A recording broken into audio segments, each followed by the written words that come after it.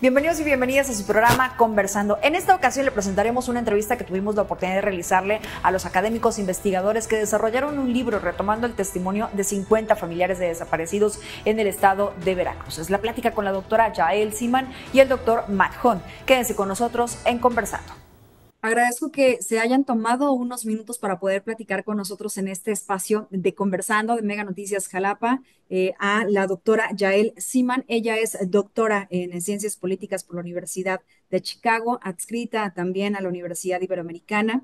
Y bueno, pues al doctor Matthew Hunt, que también está con nosotros de la Universidad de Stockton. Él también es experto en temas de genocidio, de raza y de violencia estatal en América. Y ambos están con la presentación de un libro, este libro tan importante, sobre todo en el contexto en el que hemos estado viviendo en los últimos años en Veracruz. Y el libro se titula Victim Activists en México, Víctimas Activistas en México, en este contexto que tiene que ver en la movilización social y política en el contexto de violencia, violencia extrema y desaparición. Acaba de salir el libro en inglés, esperemos que pronto en español.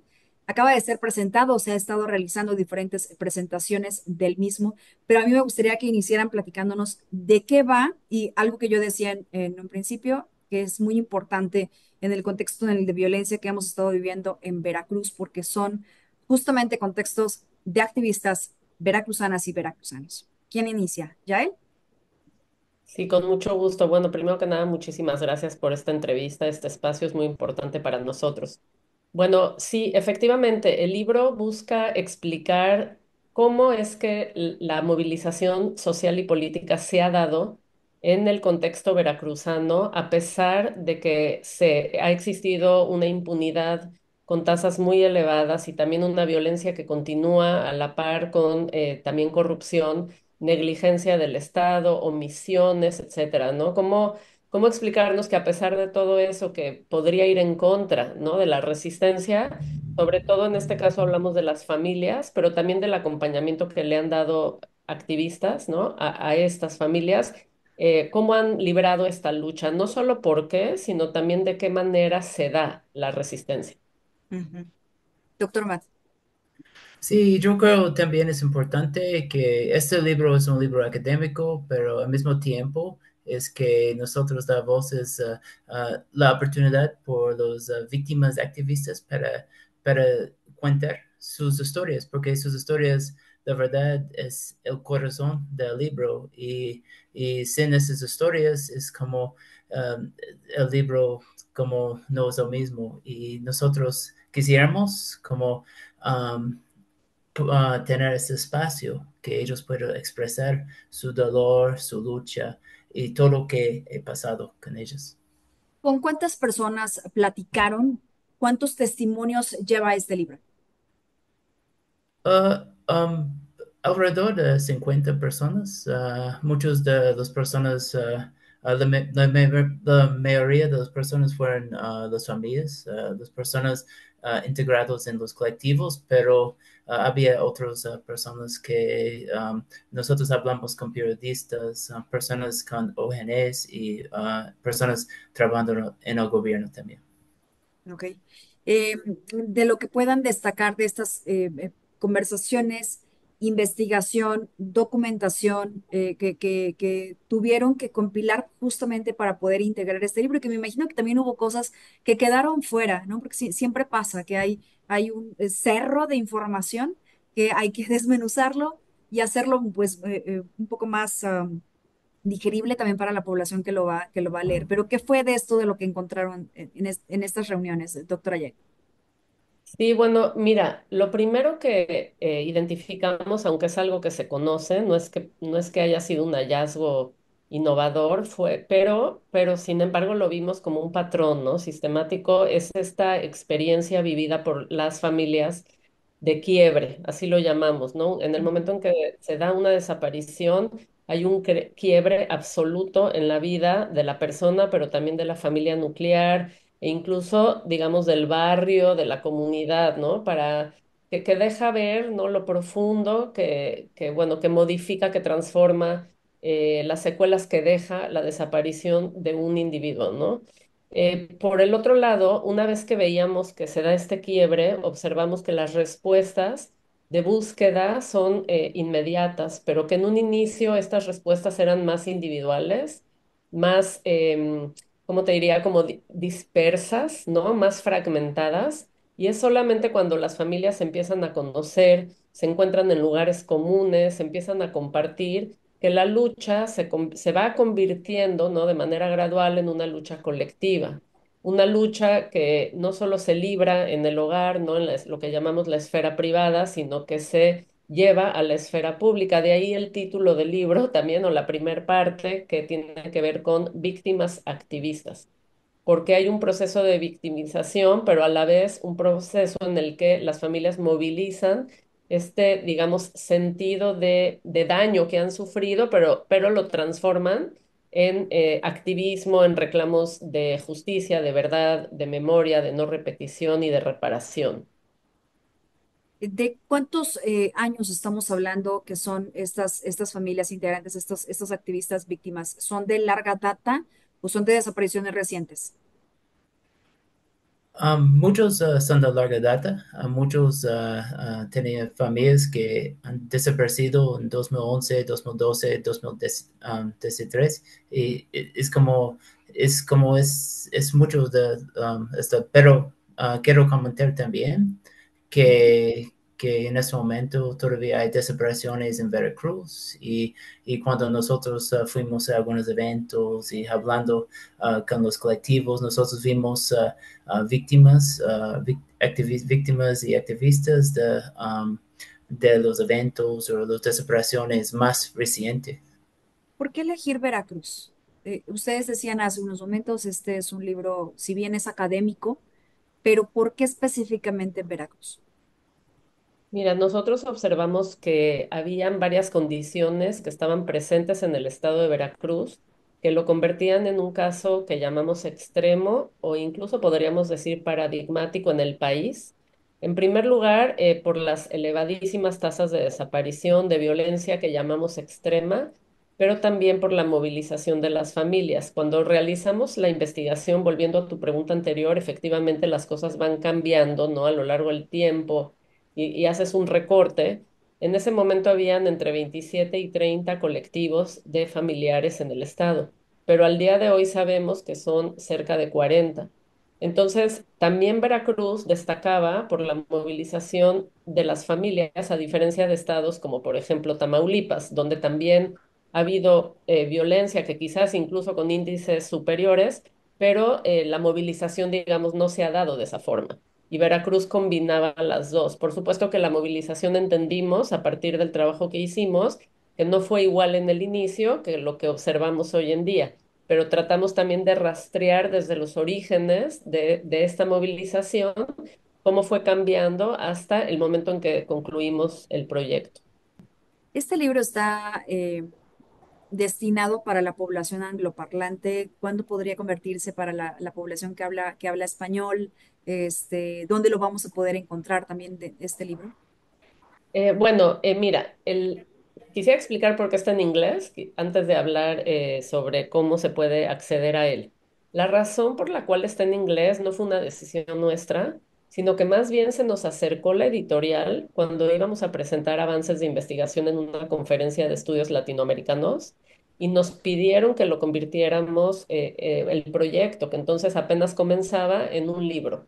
Entonces fue, digamos, una respuesta al interés que había de parte de una editorial extranjera por publicar un libro sobre este tema, lo cual me parece muy importante, ¿no? Pero estamos conscientes que es indispensable llevar el libro al público mexicano, llevarlo a las y los veracruzanos, ¿no? A las familias que participaron en el proyecto, pero también a las y los estudiantes en las universidades de nuestro país y a cualquier otro espacio donde hubiese interés. Entonces, por ello, pues estamos en diálogo con la editorial para poder traducirlo al español y luego buscar una editorial nacional pues que lo publique, ¿no? Entonces, el proceso puede llevar un tiempo, pero lo vamos a hacer, es muy importante. Al mismo tiempo, yo creo que es importante que personas en el mundo, distintas partes del mundo pueden leer este libro, por ejemplo, en Estados Unidos, porque Estados Unidos tiene mucha responsabilidad que está pasando en México por el tráfico de drogas, el tráfico de armas y todo lo que ha pasado y con la contribución de a la guerra contra drogas. So, yo creo que es importante que puede ser una reflexión de muchas personas en Estados Unidos que cómo está impactando México. Eso, y es que justo por esto se los preguntaba, porque el visibilizar la gran tragedia que esto significa, que es la desaparición de un ser querido y que en muchas ocasiones me parece que no solo desde el gobierno, sino incluso en nosotros los mismos medios de comunicación manejamos cifras, manejamos números. Y ustedes tocaban un punto bien importante que es el de el del rompimiento, el de cómo se puede llegar a quebrar la familia, la sociedad, el núcleo. Y de ahí podemos llegar a entender muchas cosas que están pasando en nuestro país, ¿no? La descomposición que hemos visto en nuestro país a lo largo de los años y pareciera que es cada vez peor. No sé si ustedes tengan esta percepción. Sin duda, perdón, Matt. Yes. Sí, sin duda compartimos la percepción que nos comunicas y algo creo interesante que observamos a lo largo no solo de entrevistas, porque como dijo Matt, hicimos trabajo de campo, ¿no? Asistimos a las marchas en varias ocasiones, hicimos grupos focales y ahí pudimos percibir también que sí, que el efecto que deja, ¿no? O el daño que deja la desaparición es muy hondo y de largo plazo y además se transmite de una generación a la siguiente. Pero a la vez el activismo, ¿no? de estas familias nos dejan ver la valentía, el coraje y lo que hicimos en el libro, que creo que ahí hay un posible aporte al conocimiento, es construir una especie de tipología de las formas de resistencia de las familias en Veracruz. Lo que sería interesante sería ver si aquellas personas que no están colectivizadas tienen formas de resistencia similares o no, y si también estos tipos de resistencia se replican o no en otras entidades federativas del país. Entonces, ahí hay una parte, digamos, muy esperanzadora, que da cuenta de, a pesar del daño del que tú hablabas, que sin duda es así, la esperanza no se pierde, ¿no? La lucha no cesa. Y bueno, y además algo adicional, la sociedad, de acuerdo a lo que relatan las familias, en un primer momento era muy indiferente y sin embargo hoy en día observan una solidaridad que no es masiva, pero que sin embargo es mucho más grande que lo que había hace unos 10 15 años. Por supuesto. Doctor Matt. Sí, y también yo creo que es importante que las personas puedan ver la lucha de las familias a través de sus historias, porque, por ejemplo, como todo lo que ellos confrontaron todos los días para encontrar los fosas clandestinos y para encontrar los restos de humanos, es algo que es todo la falla del Estado, es la responsabilidad del Estado y yo creo que este libro es importante para decir que la lucha de las familias, ellos están haciendo trabajo increíble, pero también dónde está el gobierno, dónde está dónde está la responsabilidad del gobierno las familias necesitan ayuda. Así es. Y muchos de ellos se han convertido en forenses, ¿no? En Sí. antropólogos, en expertos en la materia, en fiscales, ¿no? Y cuando no debería de ser así. Ustedes dicen dentro del libro de los testimonios que podemos llegar a encontrar, que también entrevistaron a funcionarios. ¿Qué encontraron con ellos? ¿Qué fue lo que hallaron con ellos? Es que mira, ahí es muy interesante porque con quienes hablamos son considerados y consideradas por las propias familias como buenos funcionarios públicos, ¿no? Porque muchos de los relatos hablaban de la tremenda negligencia que enfrentaban cuando en el momento de la desaparición, después de dejar pasar las 48 horas que les decían que había que dejar pasar, o las 72 horas, ¿no? Lograban dar el paso de poner una denuncia y se enfrentaban con personas que no eran empáticas, que les decían regresa mañana, que les hacían sacar las copias, ¿no? Fotostáticas en lugar de hacer estas y estos funcionarios su trabajo. Pero con quienes hablamos, a quienes entrevistamos, en realidad es gente que las familias valoran como gente comprometida. Entonces, bueno, ¿qué nos dijeron? Bueno, muchas cosas importantes, entre otras, por ejemplo, el acompañamiento que hoy le pueden brindar las instituciones estatales, que de nuevo en Veracruz han recorrido un largo camino, ¿no? Que es muy diferente a otros estados del país, por ejemplo, en Oaxaca, o sea, la situación, la diferencia es abismal.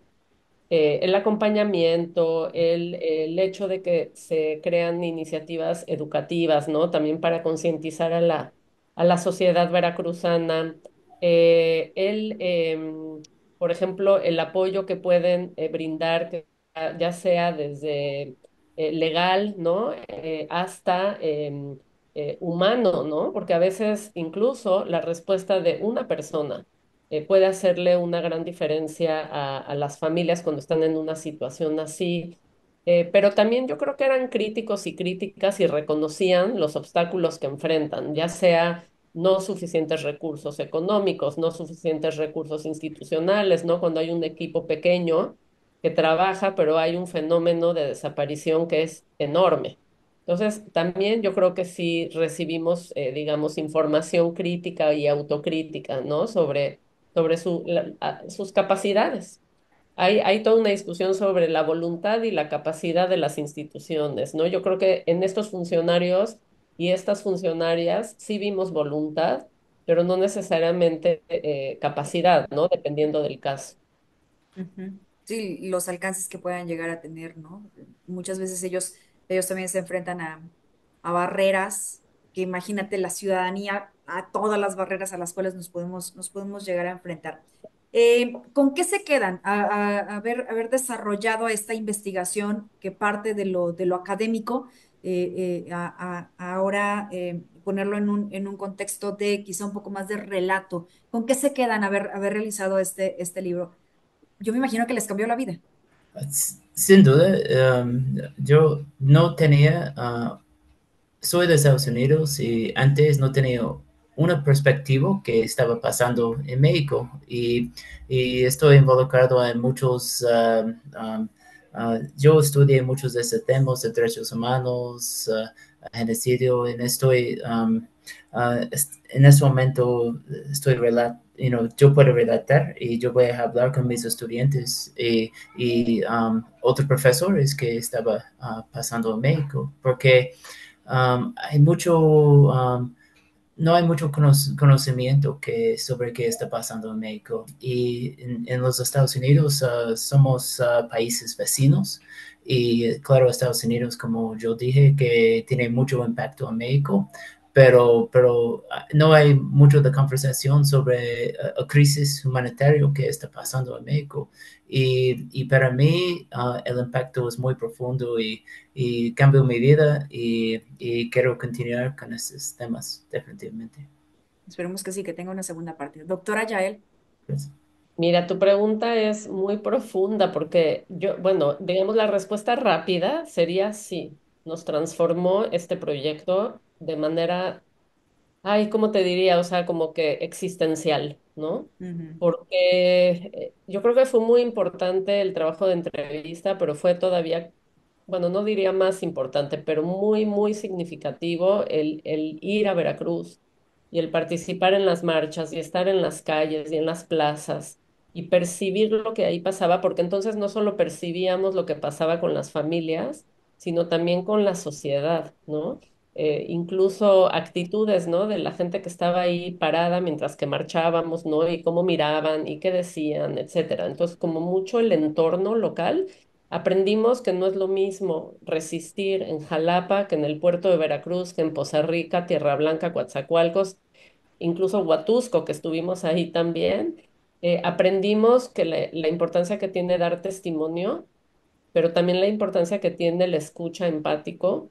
Y también aprendimos que es muy importante ser solidarias y solidarios, pero que no basta con un acto de solidaridad, que la solidaridad debe ser sostenida. Es la única forma en que la situación desde mi punto de vista, si el cambio no viene desde una política de Estado, para que venga un cambio desde la sociedad, hay que ser solidarias y solidarios con esta resistencia de las familias de forma continuada, ¿no? En el tiempo. Entonces, yo creo que eso también es una enseñanza. Y bueno, muchas cosas más, o sea, el amor, ¿no? La esperanza, el dolor, pero también el enojo, la tristeza, como lo que un colega mío llama la constelación afectiva, ¿no? Que se da en esta lucha también. Y cómo todo esto, esto que tú enunciabas, doctora Yael, el dolor, el amor, quizá el enojo también por la inacción de las autoridades y de la gente, se transformó en el activismo, ¿no? Y que muchos también de esto requiere un gran riesgo o se enfrentan a un gran riesgo, porque sabemos que no hay respeto tampoco por quienes se convierten en activistas en nuestro país. Sí, yo creo que un factor fundamental que no habíamos mencionado hasta ahora, pero ya que tú lo mencionas, es el miedo. Además del enojo, ¿no? La frustración ante estas respuestas del Estado, también mucho miedo y miedo de diferentes tipos.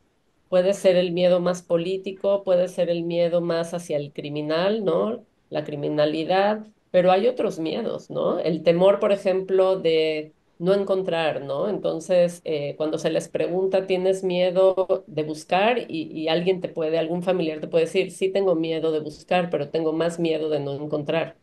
Entonces, el miedo se expresa de múltiples formas. Y Por también yo supuesto. quiero comentar, siempre es también un ataque contra la verdad, porque muchas personas, como tú sabes, en periodismo ellos perdían su vida por violencia, asesinatos y las cosas como eso.